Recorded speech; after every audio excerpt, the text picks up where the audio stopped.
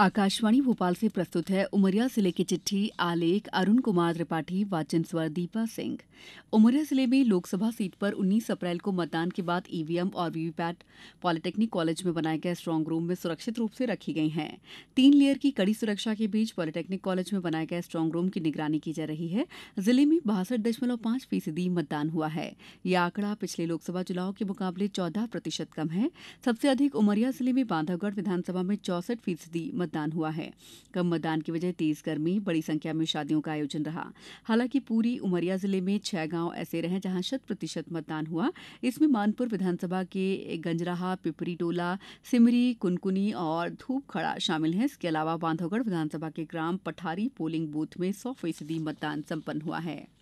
जिले में समर्थन मूल्य पर गेहूं खरीदी का काम जारी है। 15 मार्च से शुरू हुई खरीदी में जिले के 34 खरीदी केंद्रों पर 2629 किसानों ने अपनी गेहूं की फसल उपार्जन हेतु स्लॉट बुक किए हैं।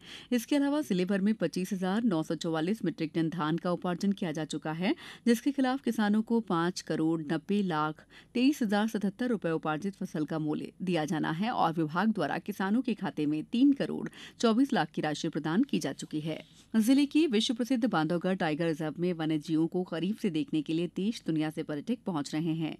इस बीच टाइगर रिजर्व की सीमा से लगे कई गांवों में बाघ और अन्य हिंसक वन्य जीव लगातार आम जनजीवन को प्रभावित कर रहे हैं, जिसको देखते हुए वन विभाग और केंद्रीय वन एवं पर्यावरण मंत्रालय की अनुमति के बाद गांव में प्रवेश करने वाले चिन्हित वन्य जीवों का रेस्क्यू कर उनका उपचार और स्वास्थ्य देखभाल करने के बाद अन्य बाघ विहीन टाइगर रिजर्व में भेजा जा रहा है। बीते 2 माह के भीतर टाइगर रिजर्व में 4 बाघों का रेस्क्यू किया जाकर उन्हें वन विहार भोपाल और मुकुंदपुर टाइगर सफारी भेजा गया है। बीते कुछ सालों में उमरिया जिले के किसानों में जागरूकता बढ़ी है। किसान अपने खेत की मिट्टी को लेकर गंभीर हैं। जिला मुख्यालय स्थित कृषि विज्ञान केंद्र और कृषि तथा किसान कल्याण विभाग द्वारा संचालित आत्मा परियोजना के द्वारा जिले के हजारों किसानों को खेती की उन्नत तकनीक और गुणवत्तापूर्ण जीवन के इस्तेमाल किए जाने को लेकर लगातार जागरूकता अभियान चलाया जा रहा है। किसान मिट्टी की उपजाऊ क्षमता को परखकर फसल की जरूरतों के अनुसार खाद का इस्तेमाल कर रहे हैं। तमाम परीक्षण में पाया गया कि उमरिया, मानपुर और चंदिया में खेतों की मिट्टी में ऑर्गेनिक कार्बन की कमी है। इसके साथ फास्फोरस की भी कमी पाई गई है। कुछ स्थानों में जिंक और कॉपर की भी कमी मिली है। जिले में वनों पर निर्भर आदिवासी परिवारों के लिए वनोपज को आय का जरिया बनाया जा रहा है। महुआ, तेंदुपत्ता के साथ ही अन्य वनोपज की खरीदी को बढ़ावा दे रहे हैं। वन परिक्षेत्र के अंतर्गत वनधन केंद्र बनाए गए हैं, जहां वनोपज का संग्रह किया जा रहा है। इस काम में स्थानीय आदिवासी परिवारों को लगाया गया है। वनधन केंद्र द्वारा इस साल 275 क्विंटल हर्रा और बहेरा की खरीदी की गई है। इसका उपयोग औषधि बनाने में किया जाएगा। जिले के दोनों वन मंडलों में 4 तेंदु, हर्रा, बहेरा जैसे वनोपज बहुतायत मात्रा में पाए जाते हैं। आदिवासी परिवारों को वनोपज के संग्रह के लिए प्रोत्साहित किया जा रहा है। वनधन केंद्र इनके संग्रह, साफ सफाई और बाजार उपलब्ध कराने में मदद करता है। उमरिया जिले के लिए इस बार हाई स्कूल और हायर सेकेंडरी का परीक्षा परिणाम उम्मीद के मुताबिक नहीं रहा है। हायर सेकेंडरी में 52% और हाई स्कूल में 50.39% विद्यार्थी पास हुए हैं।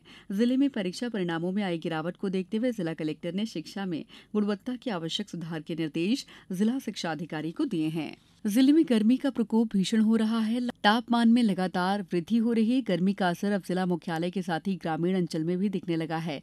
रविवार के दिन पारा 41 डिग्री सेल्सियस के पार पहुंच गया। हालांकि रात के तापमान में ज्यादा बढ़ोतरी नहीं हुई है।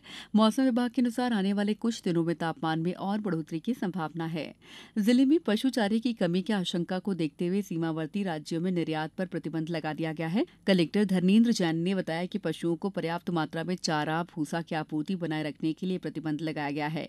कोई भी किसान, व्यापारी और निर्यातक प्रतिबंधित पशु चारा का परिवहन किसी वाहन, नाव, मोटर, रेल या किसी भी गाड़ी द्वारा जिले के बाहर सीमावर्ती जिलों या अन्य राज्यों में बिना अनुमति के नहीं भेजेगा। जिले में पेयजल के संभावित संकट को देखते हुए जिला कलेक्टर ने आगामी आदेश तक के लिए नलकूप खनन और पेयजल को छोड़कर सभी जल स्रोतों के उपयोग पर रोक लगा दी है। अन्य किसी कार्य के लिए अनुमति लेना जरूरी होगा। जिले की चिट्ठी समाप्त हुई।